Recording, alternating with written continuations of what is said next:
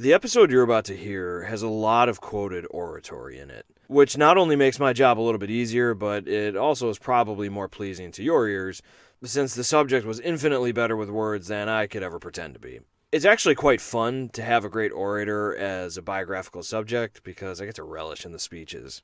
My subject in this episode was a man born for a different time, and when you listen to his speeches, you get the sense that he knows this about himself. Nonetheless, he knew his mission or vocation in life almost from the day he was born and was singularly focused on it until the day he died. So dedicated to the cause of his country he was that there's no evidence, almost no evidence, that this otherwise young, handsome, educated, eloquent, and very eligible bachelor ever had a romantic interest, which have led to speculations about his sexuality that I personally think are inappropriate to entertain since there's just no information about this part of his life.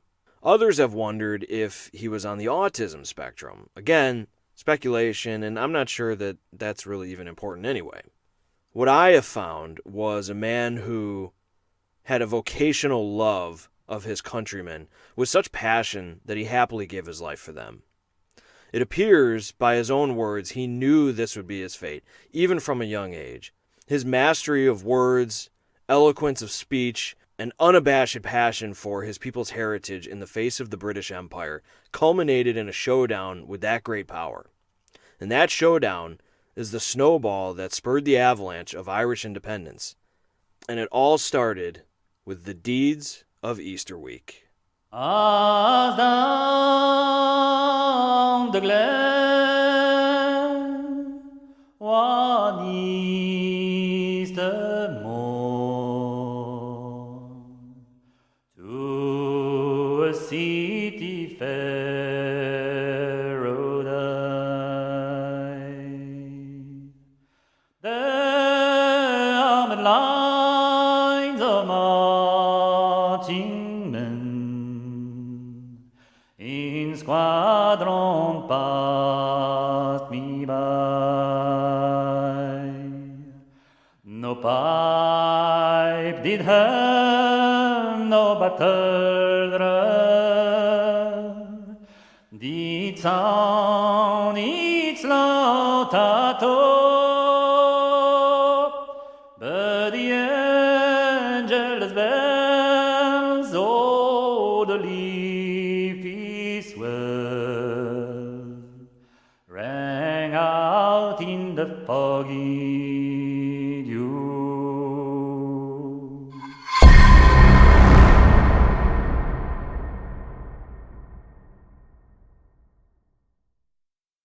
How do you know when it's time for a rebellion?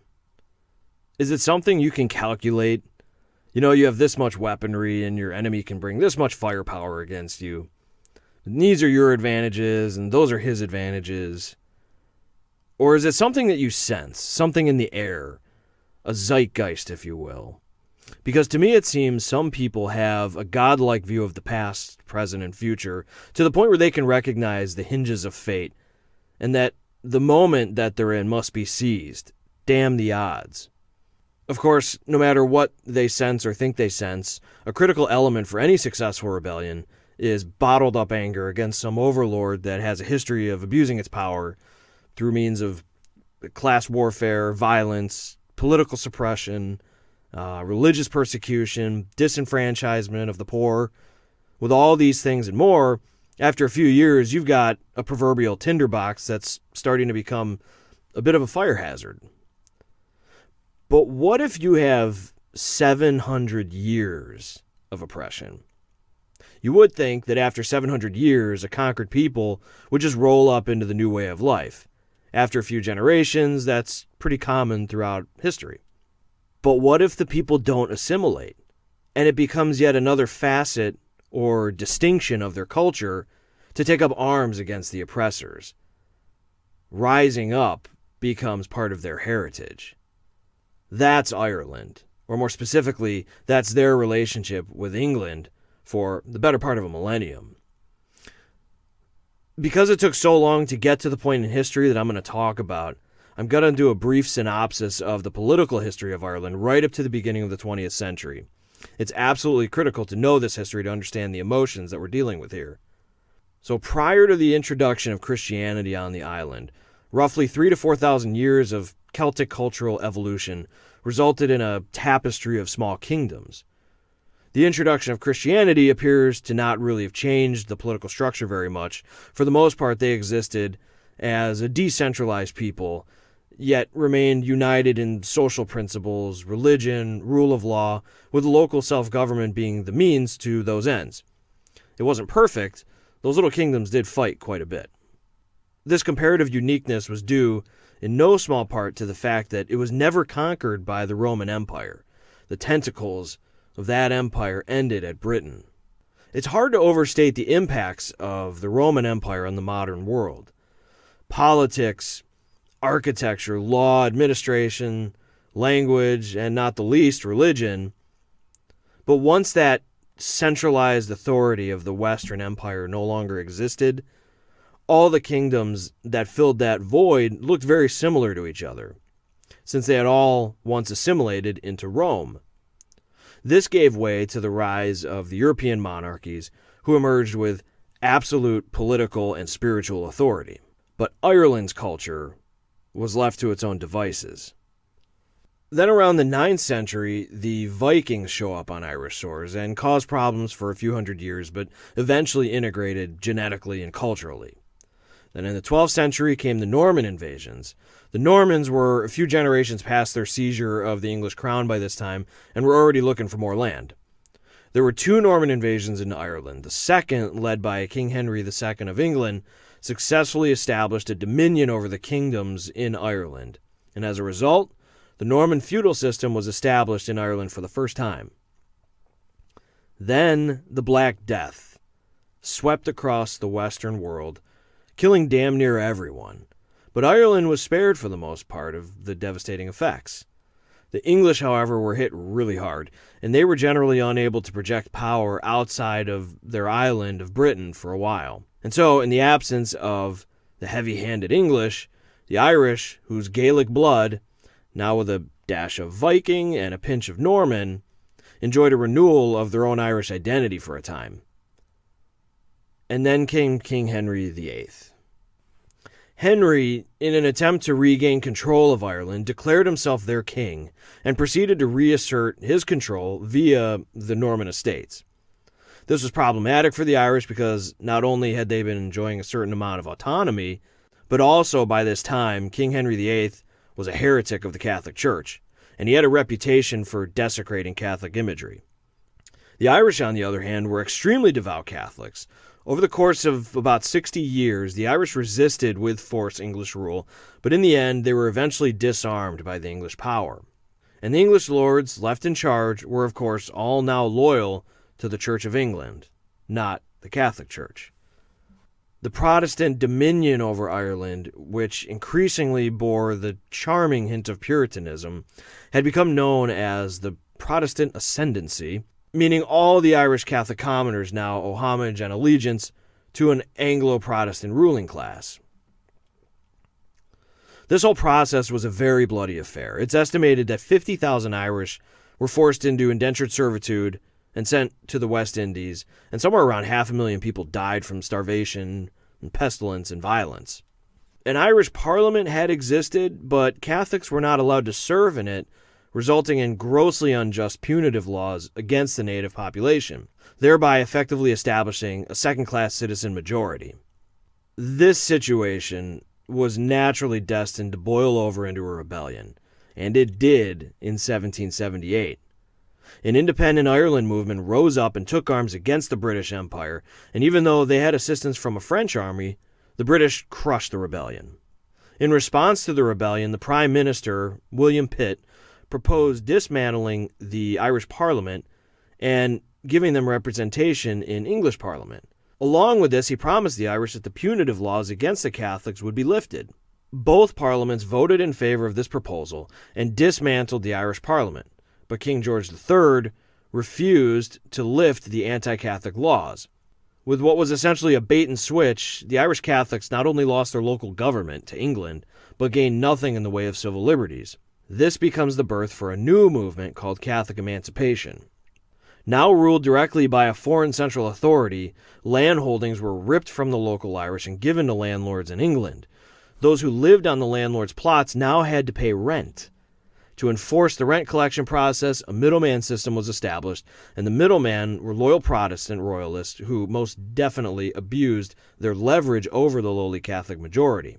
A contemporary British politician sums up the Irish situation quite well when he says they are, quote, a starving population, an absentee aristocracy, an alien established Protestant church, and in addition, the weakest executive in the world, end quote. Fast forward about 50 years, and everything went from bad to worse for Ireland. During British rule, beef was the chief export. The lush countryside of Ireland was perfect for grazing pastures. To meet the appetites of the British consumer, the grazing pastures took up much of the farming land. The Irish, particularly the disenfranchised Catholics, were too poor to purchase beef, and through yet more punitive laws, they were generally unable to procure enough land to grow much of anything.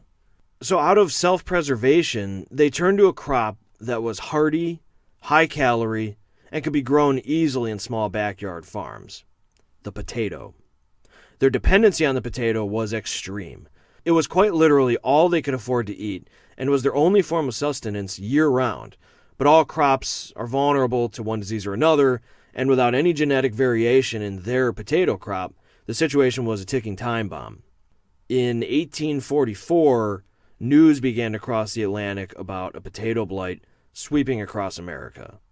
By early 1845, it devastates potato crops in Western Europe. By late 1845, potatoes in Ireland began failing. The situation for basic Irish families at this point is already destitute. Prior to the potato famine, an English baron described the tragic situation of the typical Irish Catholic family. Quote, it would be impossible to adequately describe the privations which they habitually and silently endure. In many districts, their only food is a potato, their only beverage water. Their cabins are seldom a protection against the weather. A bed or a blanket is a rare luxury. And nearly in all, their pig and manure heap constitute their only property. End quote. You take this desperate and tragic living situation, and now take away their food. So by the end of 1845, more than 1/3 of the only food source for the poor is gone due to blight. The next year, entire families begin to starve to death. Initially, the British government sent extra cornmeal to be purchased in lieu of potatoes, except these people had no money, and so this extremely lame effort did absolutely nothing except add insult to their misery. After this, British politicians, out of a weird misplaced trust in laissez-faire economics, believed the free market would eventually self-correct for the Irish people, and so they resolved to simply do nothing. The problem with their theory was that there's nothing free about the markets in Ireland at this time. You see, Ireland may have had no potatoes, but it had lots and lots of food.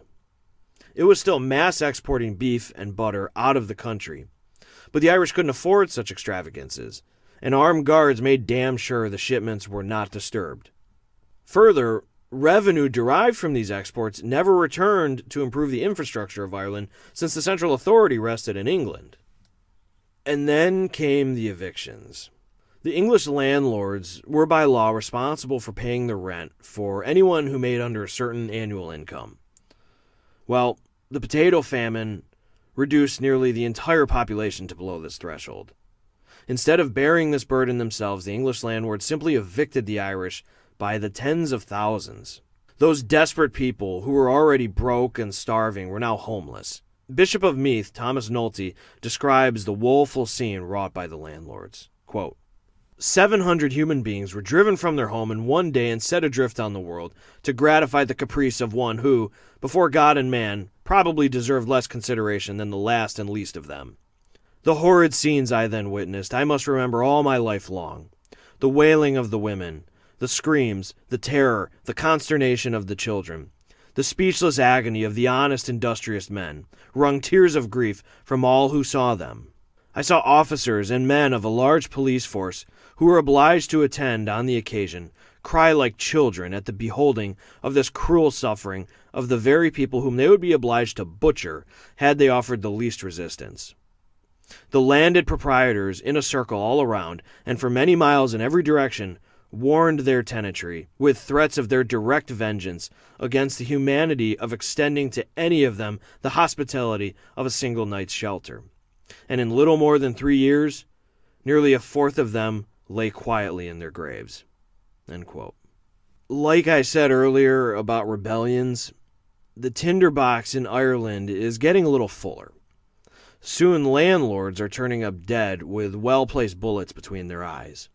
These executions of landlords frightens the daylights out of some of the Anglo-Irish nobility, and when they turned to England for protection, one English politician threw the blame back at the feet of the landlords. Quote, "It is quite true that landlords in England would not like to be shot like hares and partridges, but neither does any landlord in England turn out 50 persons at once and burn their houses over their heads, giving them no provisions for the future." End quote. After 3 years of starvation, Irish families who had been wandering the streets, hills, and woods like some prehistoric caveman tribe were either among the millions dead or among the millions who left their beloved homeland altogether. Some who remained took up arms against the British only to be utterly crushed yet again. The Irish were just an entirely despondent people by this point. But those defeated in battle didn't simply disperse. They went underground and began to form secret societies, taking oaths of brotherhood. They operated in the shadows and slowly built their strength until the time was at hand for a rising. The British handling of the famine didn't age well in the history books nearly as soon as the period passed. In 1860, an underground Irish leader named John Mitchell said, quote, "I have called it an artificial famine. That is to say, it was a famine which desolated a rich and fertile island that produced every year abundance and superabundance to sustain all her people and many more. The English, indeed, call the famine a dispensation of Providence, and ascribe it entirely to the blight on potatoes. But potatoes failed in like manner all over Europe, yet there was no famine save in Ireland. The British account of the matter, then, is first, a fraud, second, a blasphemy. The Almighty indeed sent the potato blight, but the English created the famine." End quote. Personally, when I reflect on this disaster for the Irish people, I don't think it can quite be called a genocide, but it sure feels really close to it. For the Irish, it must have felt something like a genocide. In George Bernard Shaw's play, Man and Superman, his character corrects another who refers to the time period as a famine. Quote, "No, the starvation. When a country is full of food and exporting it, there can be no famine. My father was starved dead, and I was starved out to America in my mother's arms. English rule drove me and mine out of Ireland." End quote. After the famine subsides, those underground resistant groups begin to activate. One that becomes particularly consequential is called the Irish Republican Brotherhood, or the IRB. If you thought I was going to say the IRA, don't worry, they come later. They're also referred to as the Fenians, whose name has ancient Irish mythological significance. And over the course of a few decades, the British in Ireland are terrorized by targeted bombing and assassinations of British nobility. The IRB was determined to make Ireland untenable for Britain. Their aim, at least for now, was a political idea called Home Rule, meaning self-determination with their own parliament being reinstalled. To complicate this political issue, though, is a northeastern section of the island called Ulster. Ulster is the power base of the Anglo-Protestants. This ruling minority class feared home rule by a nation of Catholics for the very same reason the Catholics had come to despise them. They were afraid they would lose their religious freedom and potentially suffer a punitive backlash from a hostile Catholic government. And they may not have been wrong. The English government, in whatever capacity they claimed overlordship of Ireland, had clearly abdicated that moral and political authority, at least in Irish eyes, during the famine. The country was deeply fractured along political and religious lines, and one side had the support of the British Empire. It was into this uneasy period that we finally reach the birth of our subject. Patrick Henry Pearse was born on November 11th, 1879, to somewhat middle-class parents, James and Margaret of Dublin. James, his father, was a stone carver, and he was in fact a, quote, independent ecclesiastical sculptor. When James died, his obituary read that James, quote, rapidly rose to the foremost places among ecclesiastical sculptors of the three kingdoms. Essentially a Gothic artist, his works may be seen in practically every church of importance throughout the country, forming beautiful and enduring memorials to the skill of his chisel. End quote. Patrick's mother, Margaret, came from a rural family. She was only a generation or two removed from relatives who they themselves had taken up arms against the British Empire. From her, Patrick received the hallowed stories of those men, combined with a rural Irish culture that ran deep in his blood. Remembering his mother, Patrick Pearse said, quote, I had heard in childhood of the Fenians, from one who, although a woman, had shared their hopes and disappointment. The names of Stevens and O'Donovan Rossa were familiar to me, and they seemed to me the most gallant of all names, names which should be put into songs and sung proudly to tramping music. Indeed, my mother, although she was not old enough to remember the Fenians, used to sing of them in words learned. End quote. Along with his mother's traditional Irish sentiments of diaspora and myth, Patrick's historical perspective was shaped by his father, who, while not formally educated, did educate himself. The biography on Patrick Pearse, 16 Lives, by Rhiannon O'Donnell, says of his father, quote, his library included books on the plight of Native Americans, history, legal tracts, language primers, and modern classics. Significantly, he possessed Republican tendencies and admired Charles Bradlaugh, a radical polemicist with the Free Thought Publishing Company. In 1886, James published a pro-Home Rule pamphlet in which he stressed his English ancestry to undermine the innate justice of the proposed devolution of local government to Dublin. Raised in a household where aesthetic, philosophical, and cultural values were prized, Pearse cherished his freedom-loving parents from the two traditions, who, quote, worked in me and fused together by a certain fire proper to myself, made me the strange thing that I am. End quote. By 1900, Patrick had received a Bachelor of Arts for Irish, English, and French from the University College in Dublin, as well as a Bachelor of Law from Trinity College in Dublin. Soon, he secured a job teaching Irish at the University of Dublin and became the Irish History Examiner in County Kildare. Now, you may be a bit surprised to find that Irish is actually a separate language. I've always referred to it as Gaelic, but you'll see throughout his life, Patrick was absolutely insistent that the language is called Irish. It's his story, so I'm happy to go with that. On that note, around this time in Patrick's life, he joined a group called the Gaelic League, which was striving to keep alive the Irish language and, if possible, promote a national revival of the ancient tongue.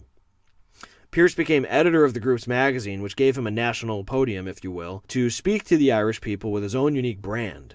A female co-worker of the Gaelic League describes Patrick Pearse as follows, quote, he was a young, dapper, and handsome man, pale-faced and studious, with a high forehead and a thick head of black hair. He was a very timid person with a shyness that is the preserve of a loner, a silent, reserved type. He preferred listening to speaking, and he had a squint in one eye, which only seemed to add to his dapper appearance. End quote.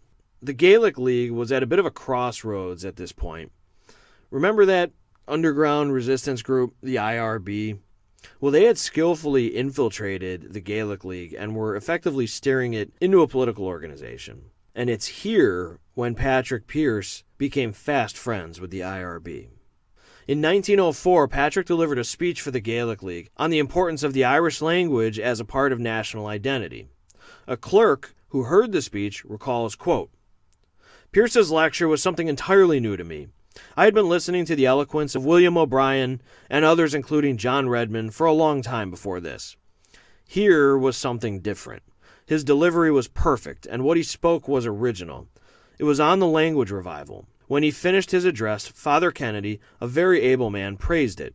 He said, sparkling as it was with genius and wit. End quote. This, it seems, was the beginning of a movement that Patrick may have seen on the horizon of history. A resurgence of national identity for the Irish, driven by the love of their own culture, distinct from the English. Patrick's presence on the stage and his mastery of words afforded him the opportunity to defend some high-profile victims of English punitive law. In 1905, he defended a man who was being prosecuted for the outrageous crime of writing his own name in Irish. In the man's defense, Pearse drew some laughter from the courtroom when he presented the ridiculous logic of the law. Quote, "If an unfortunate Italian came over with the name Giovanni Giacomo, his name should read John James." End quote. In another case was a man who used the Irish language on his storefront sign, his stationery, and his delivery cart.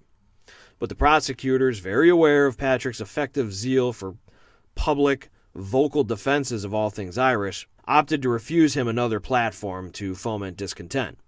They instead simply confiscated the poor shopkeeper's possessions and sold them at auction. The Irish citizens who showed up at the auction refused to participate until the last minute, when they bought back all the man's goods at ultra-low prices and returned them to the rightful owner.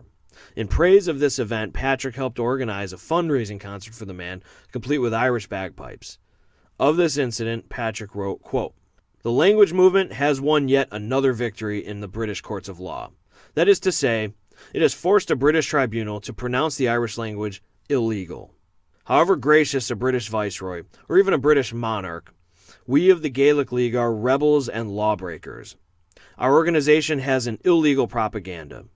The meetings of Coistanotha are liable at any moment to be broken in on by soldiery, so says the law." And then in Gaelic, Patrick Pearse says, "The law is defective, we say." End quote. Genuine was Patrick's love of Irish life, language, and people. A writer who knew him recounted, quote, "He didn't hold himself aloof from the people. You would always find him down in the cabins of the poor people, speaking Irish and learning the history and lore of the Irish-speaking areas at their firesides. The local gentry and their flunkies thought Pearse an eccentric. Why an educated man such as him was more interested in the needs and culture of the rustic poor rather than spending his time with the higher-ups of society was a mystery to them." End quote. But Patrick identified a fundamental problem with promoting anything Irish in Ireland. Britain was in charge of the educational system, and it promoted British law, British sovereignty, and most offensive of all, British military enlistments. Speaking against this educational deficiency, Patrick said, quote, "They had a university which catered more or less adequately for that portion of the British garrison which could not afford to go to Oxford or Cambridge. In addition to that West British University, they had another, the Royal, which was intangible and ghost-like.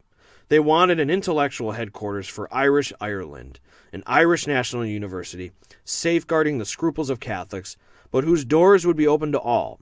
They demanded university education not because they were British subjects, but because they were an Irish nation." End quote. And so to combat this issue, in 1908, Patrick Pearse founded St. Edna's, a boarding and day school for boys. Quote, "The curriculum in the secondary schools and colleges in Ireland was of such character that the students who attended them were becoming imitation English. To put briefly, St. Edna's was started for the purpose of saving the mind of Ireland from becoming completely denationalized. Ireland's ancient civilization and culture, the lives of her great men, the ideas they cherished, fought and died for, things unknown to the students of those institutions.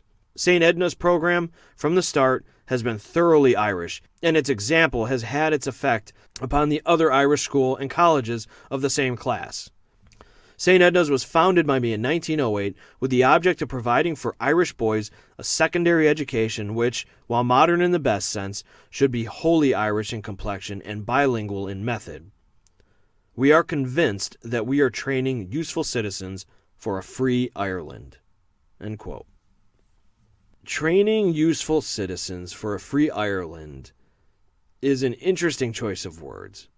On one hand, it's entirely innocuous, meaning that if Ireland is one day free, it'll certainly need leaders and thinkers to govern the people. But with 2020 hindsight, it's entirely possible that Patrick intended on those words, perhaps only in his heart, to carry a more forceful meaning than what they appear to be on the surface.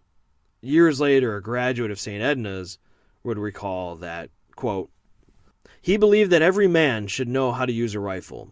In his talks to his students, he always stressed the fact that every generation of Irishmen should have a rising in arms. He stressed it in such a way that you felt impelled to believe that he did actually believe that there should be some attempt." End quote.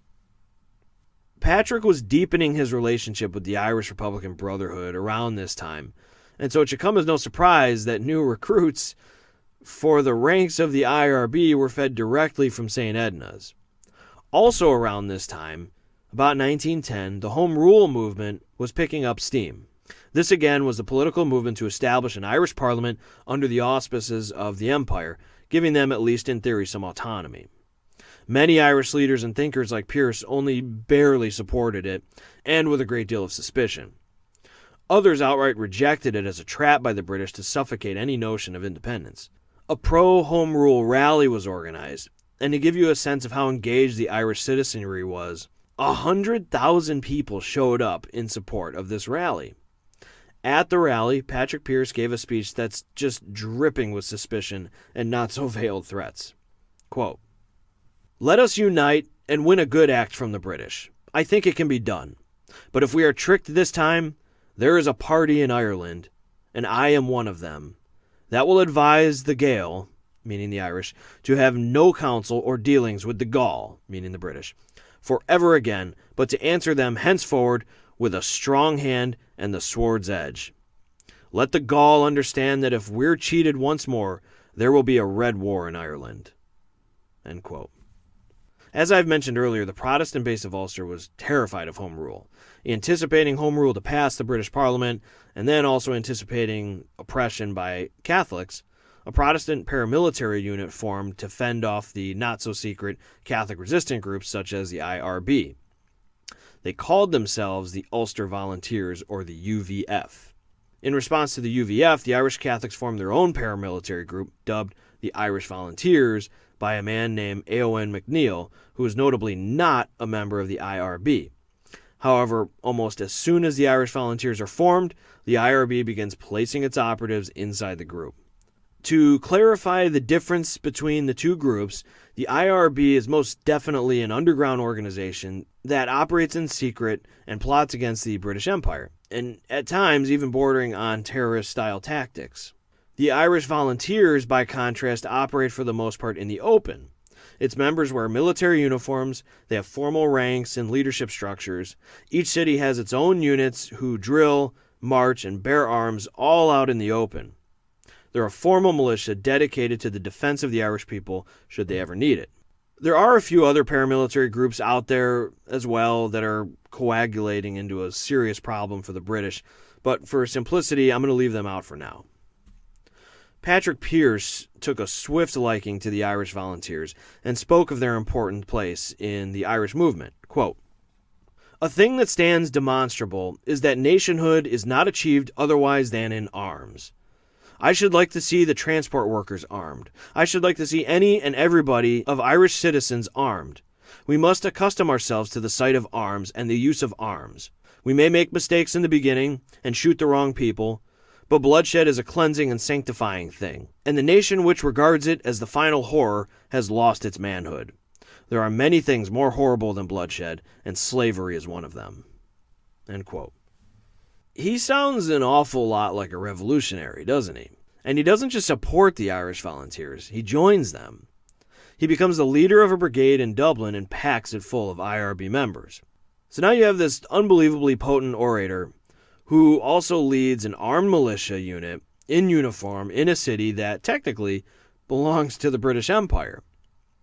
And of his ability to lead his men, one recruit remembers, quote, "We raw recruits lined up in our new and spruce uniforms. At the end of each night's drilling routines, Pearse made a point of speaking to all of us before we went home, and I shall never forget his fiery idealism and enthusiasm that was written in his features. In addition to our various drilling and weapons routines, Pearse also oversaw 3 hours of athletics for us each week. We were all intensely loyal to him and gave it our all." End quote. And St. Edna's, again, acts as Pearse's personal recruitment center for his volunteers. At the same time, he begins to drop the illusion of St. Edna's being simply an alternative to British education, but starts to offer it as something more forward-leaning. Quote, "Our work is radical. It strikes at the root of Anglicization. Infinitely, the most vital duty of the hour here is to train the young in an Irish way for the service of Ireland." End quote. As these groups increase in strength, the British take action against them when possible, even at one point firing into a crowd of civilians. Chalk that up as another PR victory for English history. A major source of financial and political support for the not-so-underground movement in Ireland at this time was coming from Irish America. Many immigrants moved there during the famine, but they never forgot where they came from, and some had achieved a fair amount of success. In addition to these good connections, old Fenian exiles had taken refuge across the Atlantic, with some still even directing the resistance all the way from the States. Patrick Pearse traveled to America on a speaking tour to gather support for the movement and delivered a speech that the British intelligence no doubt took note of.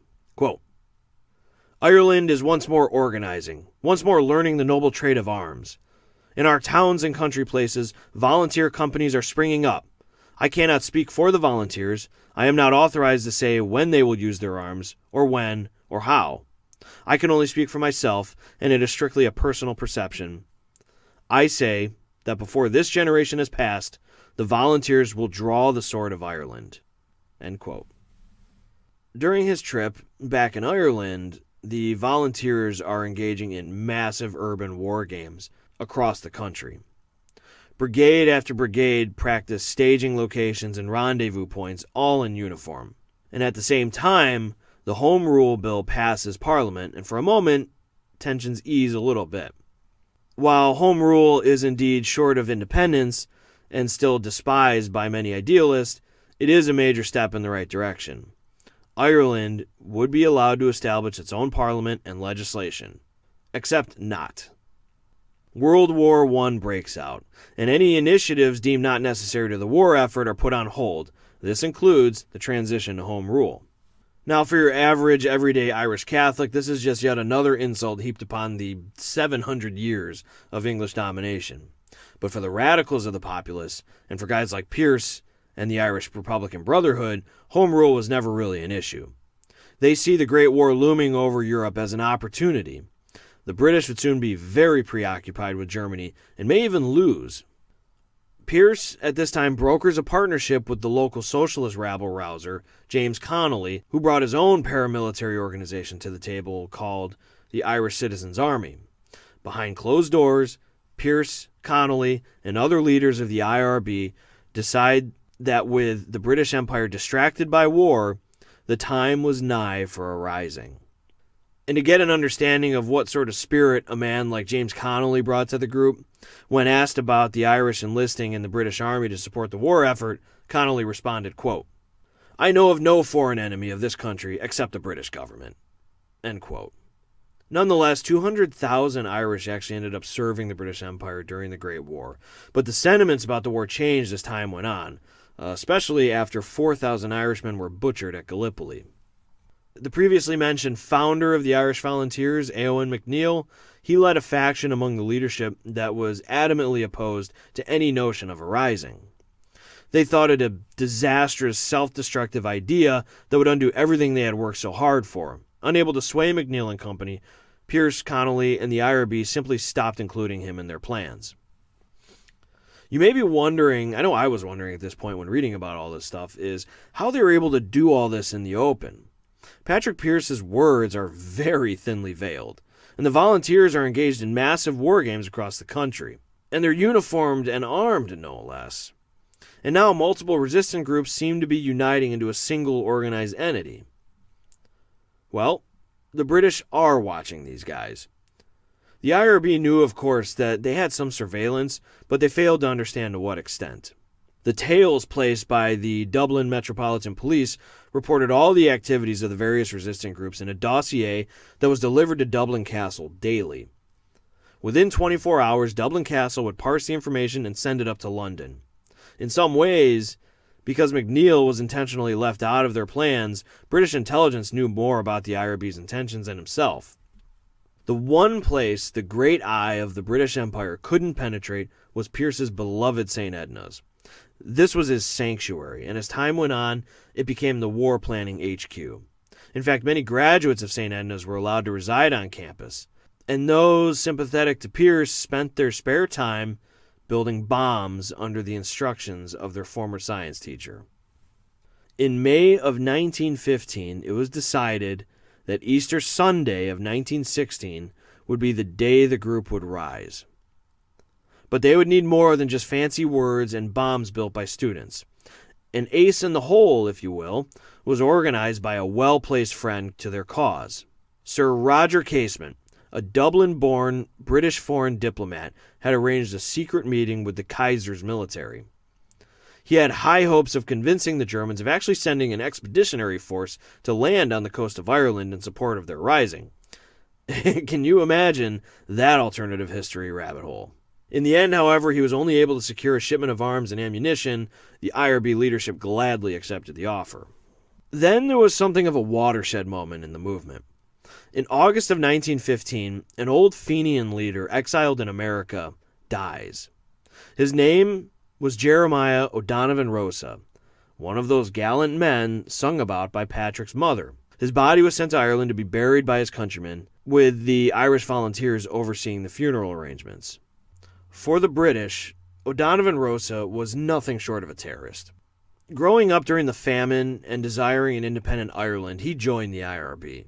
Captured and imprisoned by the British and then exiled to America, he directed asymmetrical warfare against the British.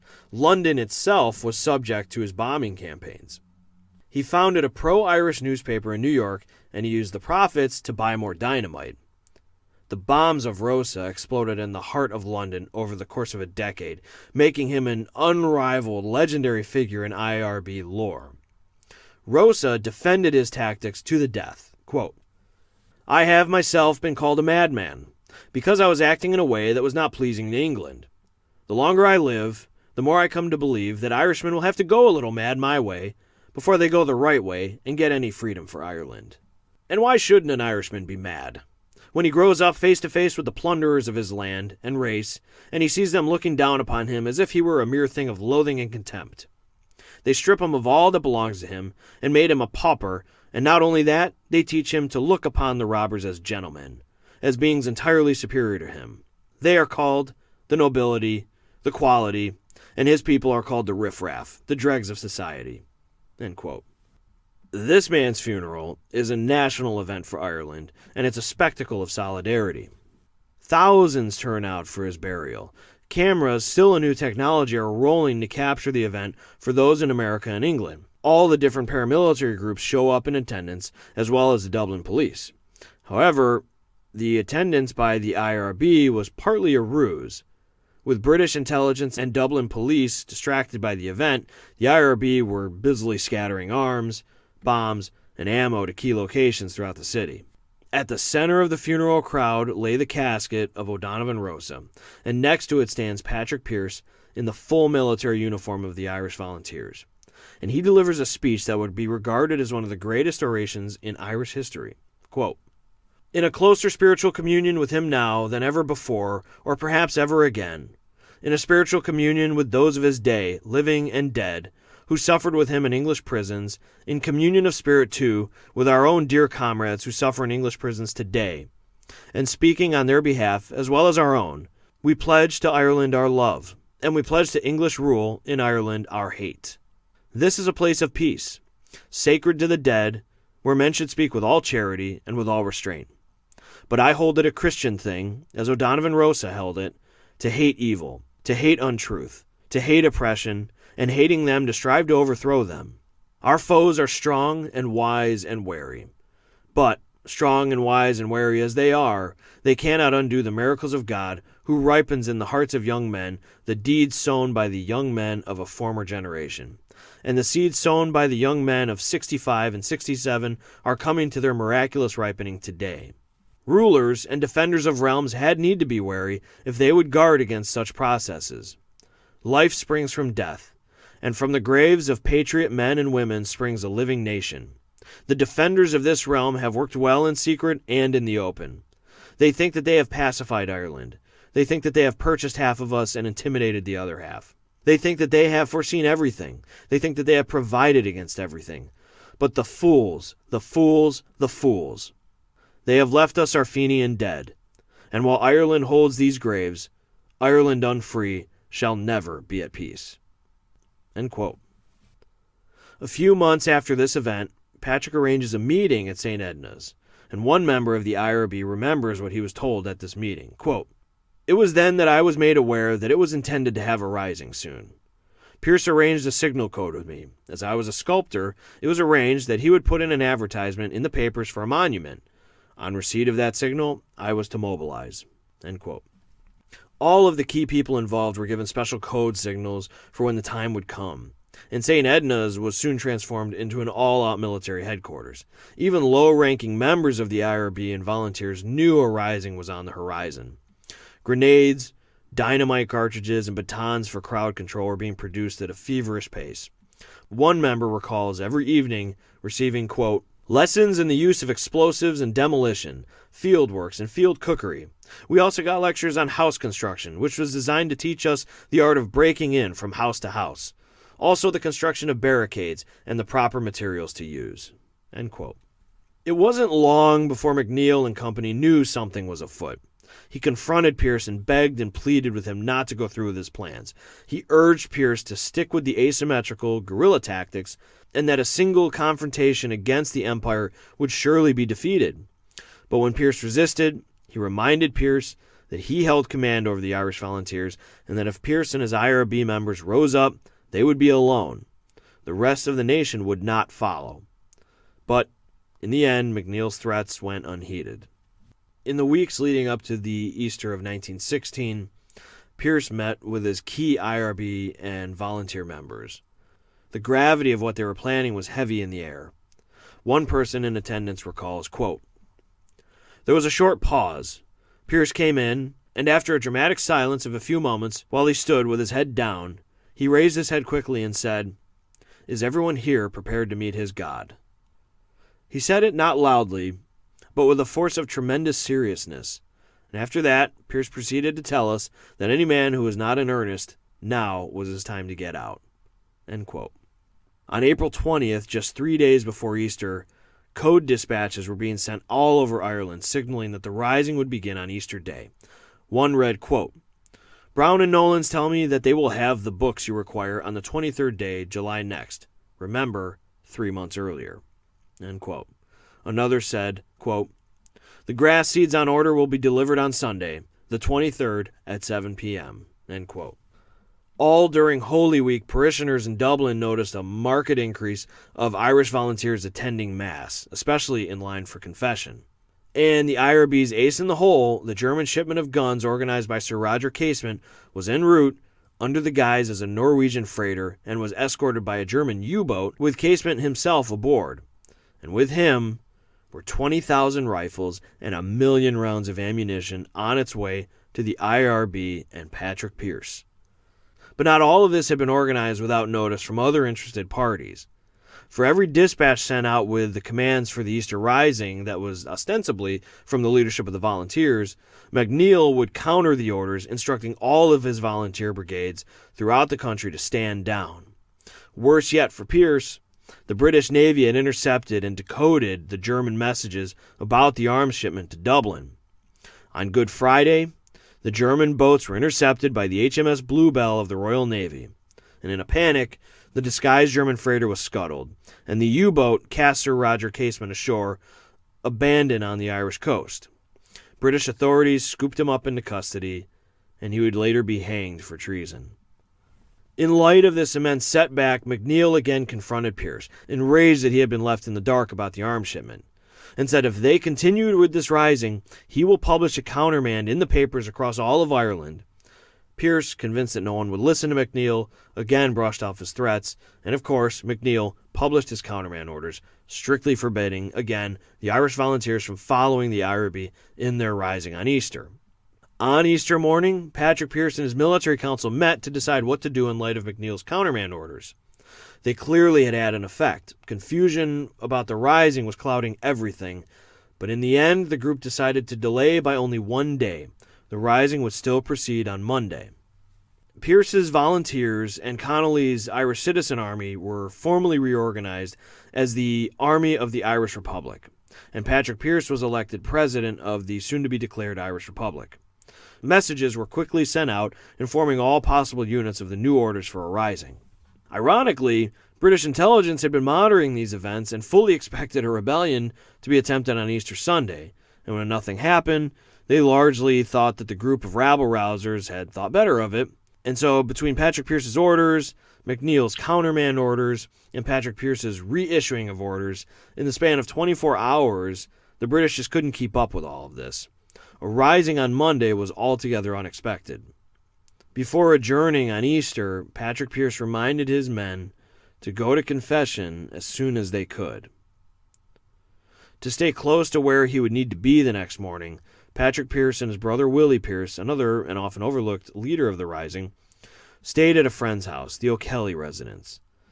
And I'm going to quote the author of 16 Lives here because I think he paints a beautifully touching picture of the brothers in their host's home on Easter Monday morning. Quote, Mrs. O'Kelly did her best to show hospitality to the esteemed Pearse brothers when they slipped into her house for a few hours' sleep in the very early hours of Easter Monday.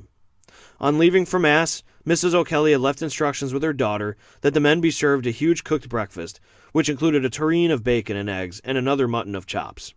While the woman of the house contemplated the consoling mysteries of faith and resurrection, the aspiring revolutionaries, rooted in a world of imminent violence, loitered nervously and politely until invited into the dining room. They devoured all the cooked food as well as an entire loaf of bread. Their admiring host was not unmindful of the pathos of what this conveyed, and retained the tablecloth as a cherished relic. End quote. The chessboard was now set. On Easter Monday morning, each unit of men met at predetermined locations, awaiting their hour. One commander turned to his men, saying, quote, Men, our training period has come to a close. When we leave this room, we go to fight for the freedom of Ireland. If any man does not wish to join in the fight, he may remain in the hall after we leave. End quote. When the decided hour struck, the uniformed and civilian-clothed, rebels all, armed with rifles, shotguns, pistols, and grenades, and with their leaders marching in the front of them, poured into the streets of Dublin from all over. And at their backs, spurring them on, were the memories of 700 years of the yoke of oppression, of starvation, deprivation, insults, and inhumanity. The Irish Republican Brotherhood, the Irish Volunteers, the Irish Citizens' Army, and even 200 women from Cumann na Ban all marched as one, 1,200 men and women in all. Reaching their various strategic locations, the sabotage phase began as they cut telegraph wires and dug up railways. The citizens of Dublin watched on, some cheering, some in silence. The main body, with Pearse at the head of the column, stopped in front of the Dublin post office, a grand building with huge Romanesque columns surrounding a huge portico. A post office employee, who apparently was an insider for the IRB, climbed down into a manhole in front of the building and cut the post office telegraph wire. Then, James Connolly gave the order for the vanguard of the army to charge the building. The building guards surrendered to the overwhelming force within minutes and without a shot being fired, and 2 flags were immediately raised on each front corner of the building. One was the classic tricolor flag of the Irish, and the other bore the words, Irish Republic. Pearse and Connolly watched as the banners were raised from the street, at which point Connolly shook Pearse's hand, saying, quote, Thank God, Pearse, we have lived to see this day. End quote. At 12:45 p.m., a crowd gathered in front of the Dublin post office. The front doors opened, and out of the shadows, stepping onto the portico, appeared Patrick Pearse, holding a document in front of him, and he begins reading from it. Quote, In the name of God and of the dead generations from which she receives her old tradition of nationhood, Ireland, through us, summons her children to her flag and strikes for her freedom.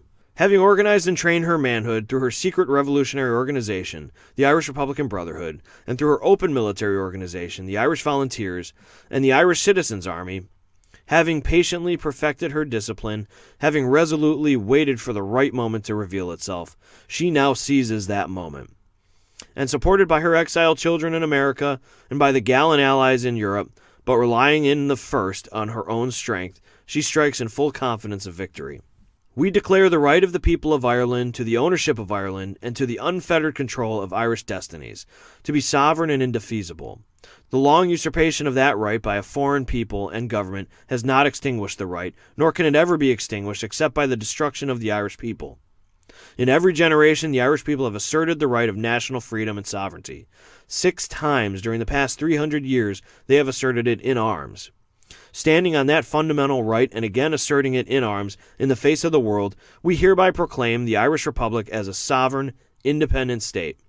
And we pledge our lives and the lives of our comrades in arms to the cause of freedom, of its welfare, and of its exaltation among the nations. The Irish Republic is entitled to, and hereby claims, the allegiance of every Irishman and every Irish woman. The Republic guarantees religious and civil liberties, equal rights, equal opportunities to all citizens, and declares its resolve to pursue the happiness and prosperity of the whole nation and of all its parts, cherishing all of the children of the nation equally and oblivious of the differences carefully fostered by an alien government, which have divided a minority from a majority in the past. Until our arms have brought the opportune moment for the establishment of a permanent national government, the representative of the whole people of Ireland and elected by the suffrages of all of her men and women, the provisional government, hereby constituted, will administer the civil and military affairs of the Republic in trust for the people. We place the cause of the Irish Republic under the protection of the Most High God, whose blessing we invoke upon our arms, and we pray that no one who serves that cause will dishonor it by cowardice, inhumanity, or rapine. In this supreme hour, the Irish nation must, by its valor and discipline, and by the readiness of its children to sacrifice themselves for the common good, prove itself worthy of the august destiny to which it is called." End quote. The deed was complete. Irish independence had been declared by a rebel provisional government, claiming with a moral high ground to be the legitimate rulers of Ireland. But now they must prepare for the onslaught of the British Empire that would surely await them. Throughout the morning, 4 squadrons of the provisional government had each secured various sections of the city. They established perimeters and began the task of barricade building. The women of the group bore the dangerous duty of running messages between the 4 squadrons and keeping the lines of communication open. More rails were destroyed, more telegraph lines were cut, locomotive stock cars were rendered immobile, and bridges into the city were barricaded. And Patrick Pearse, as always, concerned with the eternal souls of his loyal followers, arranged for confessions to be heard at St. Mary's Pro-Cathedral. The Dublin police force retreated entirely from the sudden manifestation of a new government in Dublin, backed by its own paramilitary force. They immediately sent word to England requesting military support. Initially, spirits were high among the group, but the first failure came when a contingent of the volunteers failed to gain control of Dublin Castle, which was intended to be the seat of power for the provisional government. And so plans were changed to increase the defenses of the Dublin post office. As barricade building continued through all hours of the first night, the British were mobilizing troops from England and Wales, some of them battle-hardened and calloused from the unimaginable horrors of the Great War in Europe. Outside the city of Dublin, MacNeill had succeeded in keeping the bulk of the Irish volunteers from rising elsewhere. On the second day of the rising, reports from IRB operatives began coming in from the countryside, and they confirmed their worst fears. The rest of the country had not risen, and German support was non-existent. Patrick Pearse and his followers were alone in their fight. Later, that same evening, a volunteer woman was conversing with a British prisoner that they had taken when Pearse approached the pair. The woman asked Pearse what he thought was going to happen. Pearse replied that he did not know, but the captured Englishman calmly said that they would be shelled out of the building. Thousands of British soldiers, reinforced by heavy artillery, were making their way to Dublin, drawing closer by the hour. Isolated skirmishes began popping up the closer they came. Soon, the occasional bursts of gunfire, and then return fire, and then nothing, would be heard in the distant air outside the city. At the edges of the old city itself, garrisons of the IRB started coming under sniper fire, and then as the artillery drew within range, the shelling began. Any building identified as a potential IRB strongpoint was targeted and leveled. Over the next few days, this ring of sniper and artillery fire began tightening like a noose, with the Dublin post office at its center. Block by block was slowly retaken by the British, but not without a fight. The IRB men would hold on until the last, and then retreat to the next block, only to come under fire moments later. In one standoff, 16 Irish rebels fended off 2,000 British soldiers, leaving, quote, A great pile dead and dying, end quote. Blocks that proved too infested with Irish volunteers to be taken by British soldiers were simply shelled. The barricades meant to slow down the advance of the enemy were dealt with by artillery at point-blank range. Snipers and machine gun fire swept the streets in between rows of homes and businesses, indiscriminately targeting Republican soldiers and civilians alike. The situation at HQ was becoming desperate for Pearse and his followers. The writing was on the wall, and no one quite knew how events were going to play out. A woman named Mary Humphreys, whose 19-year-old son was with Pearse's men at the post office, arrived at the somber headquarters to pass out, quote, prayer leaflets and medals of Our Lady. Upon seeing the distraught motherly heart for her son, as well as her maternal love for the brave young men of Ireland, Patrick Pearse took her son aside and spoke in Irish to the young man. He told him he better go home, for his mother's home would still need a man at the house. The young man obeyed Pearse for the moment, but went to Mass the next day and rejoined the fight. The next day, the men inside the post office could see with the naked eye the machine gun positions of the enemy bearing down on them. They also saw firsthand the butchery wrought upon the Irish citizens. Anyone who stepped outside or attempted to cross the street was gunned down where they stood. A uniformed nurse tending to a wounded man was killed right before their eyes. Despite such atrocities, it seemed Patrick Pearse meant what he said in his proclamation about not resorting to inhumanities. He was quite insistent that letters written by British prisoners to their loved ones be delivered out of the city along with his own military dispatches. And when a Dublin police detective was caught with civilian clothes snooping about the barricade, Patrick Pearse saved the man's life from those who would have him executed as a spy, and he even let him go free. And as if spies, in addition to snipers and artillery shells, weren't bad enough, a new weapon entered the fight. The HMY Helga, armed with 12-pound guns, arrived in Dublin Bay that morning, and a British officer aboard the Helga recounted the scene. Quote, "We arrived in the very early hours of the morning and steamed up the north wall, silent and dark. The customs house stood out against a background of fire. There were at least 4 distinct fires burning, and great flames were leaping up in different places as if the whole city north of the Liffey was doomed. Occasionally, we heard the crack of a rifle and the knocking of machine gun fire." End quote. Soon, the sun was setting again on a city under artillery barrage for nearly 3 days now. At night, the hot glow of Dublin burning was an awful spectacle to all who witnessed it. As exhausted squadrons of Irish volunteers staggered back to the post office, dejected and defeated, Patrick Pearse placed his hand on the shoulder of one and said, quote, "When the uprising started on Monday, we hoped and we prayed that we could establish a republic for 24 hours. And here we are, 73 hours afterwards, and we have accomplished more than we could have hoped for on Easter Monday morning." End quote. Though Patrick exuded a martyr's confidence in his expectation of events, he too at times doubted what he had done.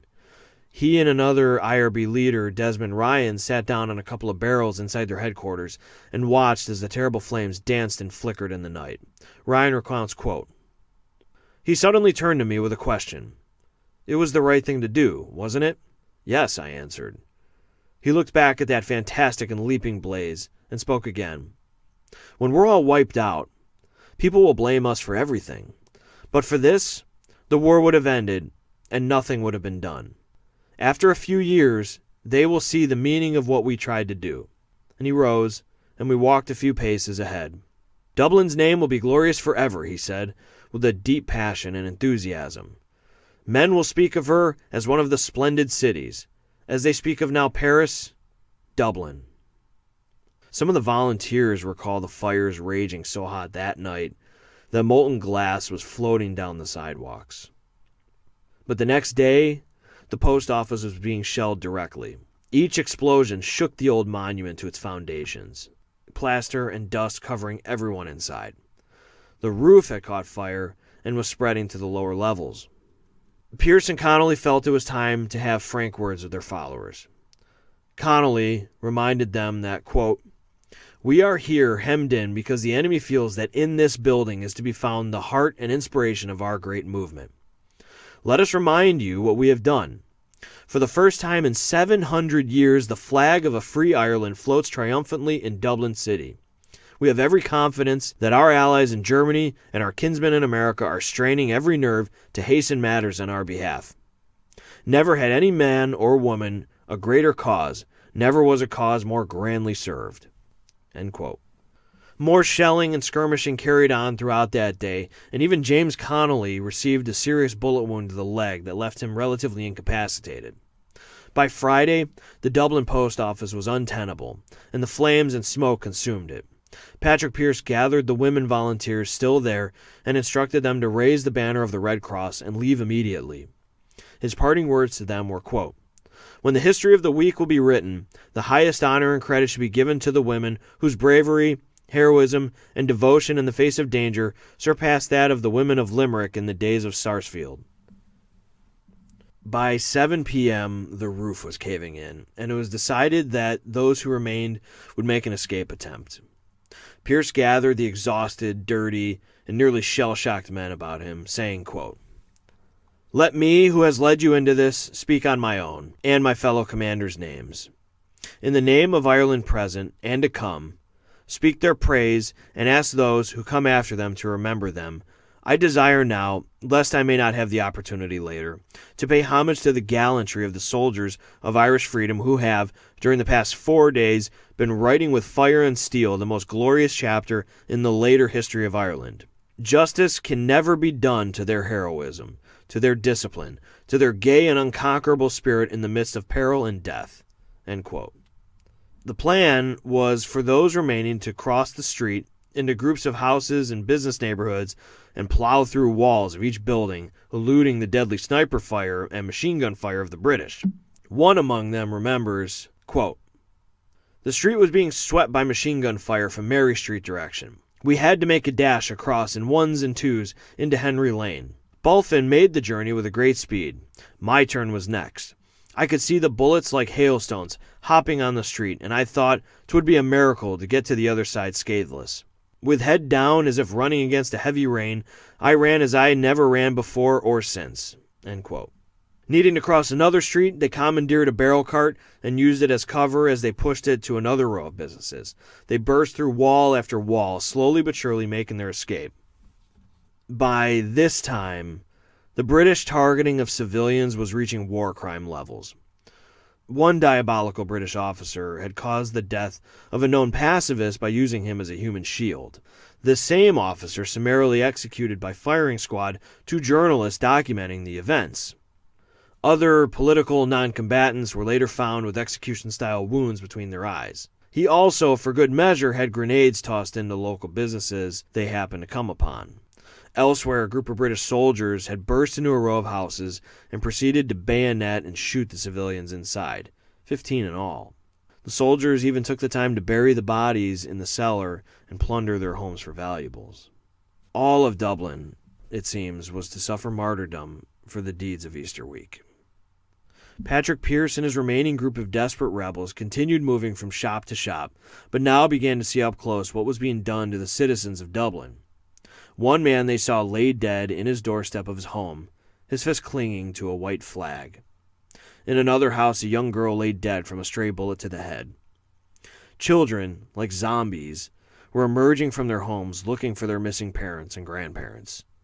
During this escape, a beloved figure in Pearse's movement named Michael O'Reilly, though he referred to himself simply as the O'Reilly, was mortally wounded crossing one of the streets. He was cut down by sustained machine gun fire that tore him nearly in two from his shoulder to his hip. As he lay dying in the street, he penned his final goodbye. Quote, "Written after I was shot. Darling Nancy, I was shot leading a rush up Moore Street and took refuge in a doorway. While I was there, I heard the men pointing out where I was, and I made a bolt for the laneway I am in now. I got more than one bullet, I think. Tons and tons of love, dearie, to you and to the boys, and to Nell and Anna. It was a good fight anyhow. Please deliver this to Nanny O'Reilly, 40 Herbert Park, Dublin. Goodbye, darling." End quote. When an ambulance brigade came upon the O'Reilly's bullet-riddled body, they observed that he was still alive and attempted to help him, but a British soldier had been assigned to the dying man and charged with the task of making sure that he does indeed die.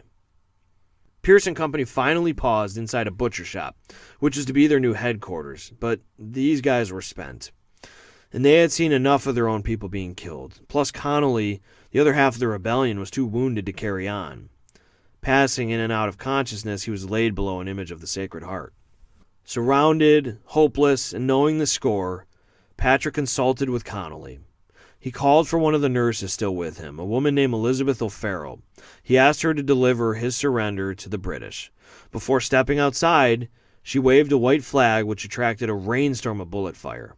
Once the firing ceased, Elizabeth bravely stepped outside onto Moore Street and slowly approached the British position. Of this moment, Pearse later wrote, quote, "We decided, in order to prevent further slaughter of the civilian population, and in the hope of saving the lives of our followers, to ask the general commanding the British forces to discuss terms. He replied he would receive me only if I surrendered unconditionally, and this I did." End quote. One of the Irish volunteer commanders recalled the moment of surrender. Quote, "Pearse, his head held high, walked out, and Connolly was carried on a stretcher. Word came that we soldiers were to march out. We assembled our troops, and McDermott stood up on a box and addressed the men. He said, 'March out with your heads held high, as if in victory. Your actions this week have redeemed the Irish nation.' I marched out at the head of the troops. The British officers wanted us to lay down our arms. The men wouldn't do so until I gave them the order to ground arms." End quote. As the British were rounding up prisoners, one British officer was remembered as being particularly unpleasant in his insults toward the defeated men. That officer was found dead 4 years later, executed by the IRA. In the days following Easter week, Patrick Pearse was held at Arbor Hill Barracks, where 2 of his comrades were allowed to visit him. Quote, "He seemed to be physically exhausted, but spiritually exultant. He told us that the Dublin Bridge Brigade had done splendidly. 5 days and 5 nights of almost continuous fighting, of the O'Reilly's heroic death in Moore Street, and of the no less heroic death of our countryman, Captain Tom Weaver, at his position in the Hibernian Bank in O'Connell Street. The surrender was ordered, he told us, to save the lives of the people of Dublin who were being shot by the British in the street, adding that he saw them being shot himself." End quote. When the British guard watching Pearse left the room for a moment, Patrick leaned in towards his friend, saying, quote, "Hide your arms. They'll be needed later." End quote. He then bid them farewell. Patrick soon petitioned the British military to hold him solely responsible for the events in lieu of executing his men. Quote, "I fully understand now, as then, that my own life is forfeit to British law, and I shall die cheerfully if I can think that the British government, as it has already shown itself strong, will now show itself magnanimous enough to accept my single life in forfeiture and to give general amnesty to the brave men and boys who have fought at my bidding." End quote. But in the end, his request was denied. And arriving at the location of his court-martial hearings, Patrick was seen by the captured volunteers awaiting their own trials. Quote, "Pearse came out of the building and faced us on the green. All at once, all prisoners sprang to their feet and stood at attention.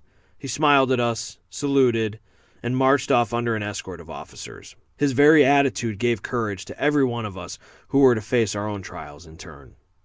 End quote. Designated as prisoner number 1, Patrick Pearse was predictably found guilty of treason and sentenced to death. Upon learning of his fate, Patrick's mother desired to see him, but she was denied access. He then, in turn, wrote a letter to her saying, quote, "We do not expect that they will spare the lives of the leaders. We are ready to die, and we shall die cheerfully and proudly. Personally, I do not hope or even desire to live, but I do hope and desire and believe that the lives of all of our followers will be saved. You must not grieve for all of this. We have preserved Ireland's honor and our own. Our deeds of the last week are the most splendid in Ireland's history.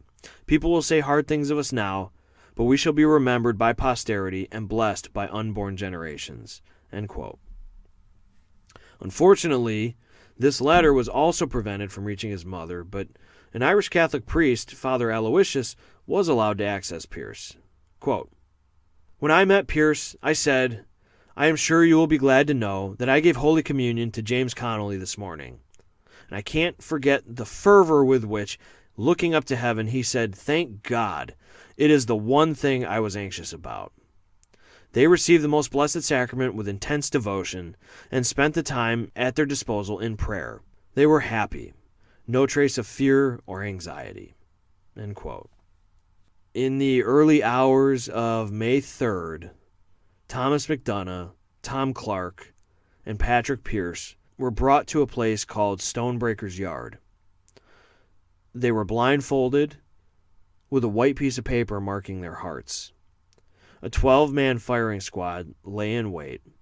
One among the 12 had blank rounds for a veneer of deniability. Pearse was lined up first, and according to British accounts, death was instantaneous.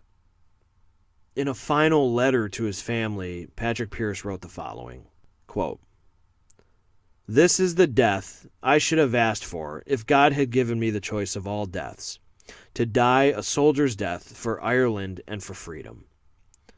We have done right. People will say hard things of us now, but later on they will praise us. Do not grieve for all of this, but think of it as a sacrifice which God asked of me and of you." End quote. Instead of killing everyone in a single day of swift judgment, the British prolonged the executions by only serving 3 a day, morbidly dragging out the process. On top of that, the bodies were buried on site, denying these very devout Catholics a Christian burial. Many of the Irish citizens who thought the rising a foolish thing turned against the British for the way the executions had been carried out. Clamors for the executions to stop had even reached English Parliament, claiming that all this would do is enrage the Irish even more, which, that right there is in the running for the understatement of the century. The authors of 16 Lives make an eloquent statement about the increase in Irish polarization affected by British brutality against the Irish and their willingness to send them off to the slaughter of World War I. Quote, "The devastating impact of close-range and high-arc cannon fire answered in full the formerly rhetorical question vis-a-vis the depths to which Whitehall would descend to cleave an overwhelmingly unwilling Ireland to a perishing empire.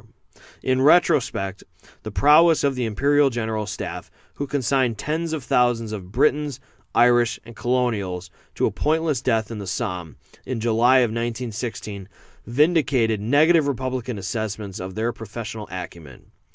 Brute force and ruthlessness, once amplified by the projections of unlimited logistical capacity in Dublin, were undeniably tokens of London's resolve." End quote.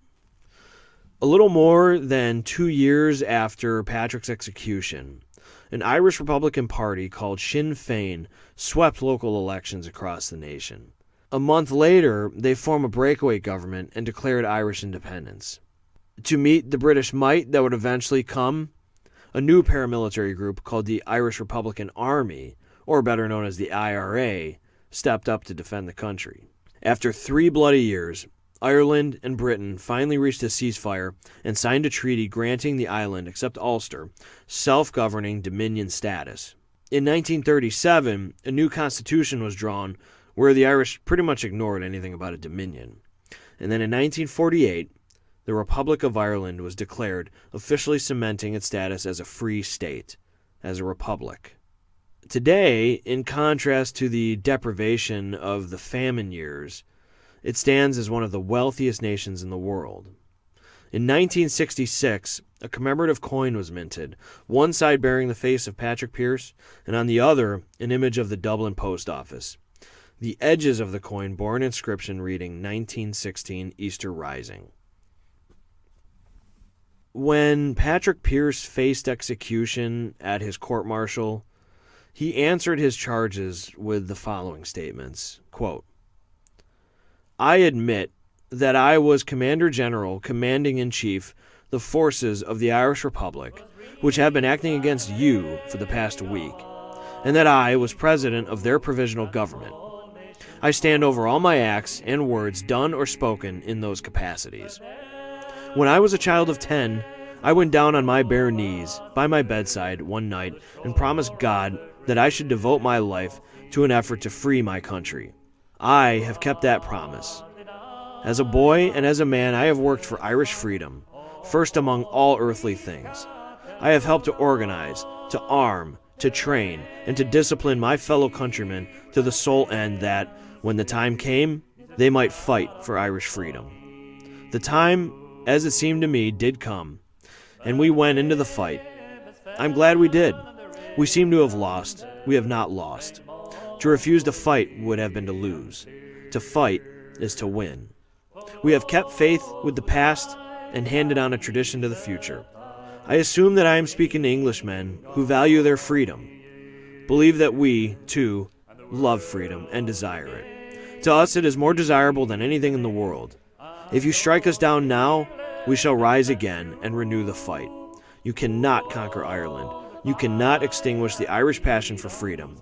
If our deed has not been sufficient to win freedom, then our children will win it by a better deed. Back through the glen I rode again, and my heart with grief was sore. For I parted then with valiant men, whom I never shall see more. But to and fro in my dreams I go, and I kneel and pray for you. For slavery fled, oh glorious day, when you fell in the foggy dew.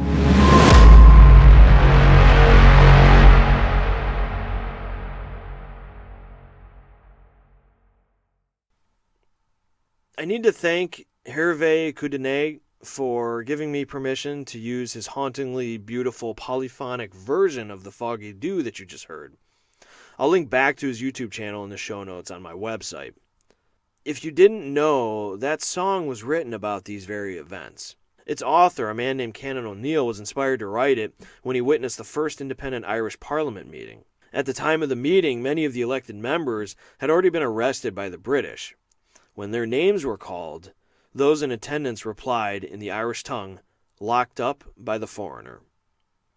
There are two history podcasts that I'd like to give honorable mentions to that did an excellent job covering these events. Firstly, Aaron and James at We Talk About Dead People is a hilarious podcast where they talk about dead people. They actually cover the Easter Rising from the perspective of James Connolly, so in that one, they bring somewhat of a different historical perspective to the table. It's really interesting. Secondly, Zach at Conflicted, a history podcast, he details the events, especially with the IRA in Ireland after the Easter Rising up into the late 90s. And yes, that's how long it took the Irish-Anglo conflict to actually get resolved. So I recommend go checking out both those podcasts. I don't know them, but they seem like good guys, and they definitely have good history podcasts. If you want to learn more about Patrick Pearse or the events around his life, I highly recommend picking up a copy of the Patrick Pearse bio in the series 16 Lives by Ruan O'Donnell. They actually have a bio for each of the 16 executed people for the Easter Rising, thus the title 16 Lives. I have a link to that book on this episode's page of my website, writteninbloodhistory.com. If you use my link to get that book, I get a little commission from your purchase, so it's a good way to support the show and do some further reading. And speaking of supporting the show, I now have a Patreon page for my podcast. And if you think my show is worth $1, I'd appreciate that dollar very much. Through Patreon, you get exclusive access to my content creation process, as well as a shout-out on my next episode. The link to sign up is on my website, writteninbloodhistory.com, or you can go directly to my Patreon page, patreon.com/writteninbloodhistory. And when you become a patron, it's just $1, but seriously, every dollar counts. Every dollar helps with the hosting fees, the marketing fees, all the other fees that go into maintaining this podcast. It's more than you think. Also, I love interacting with listeners, so feel free to message me on Twitter. My handle is SDJulius, that's SDIJULIUS,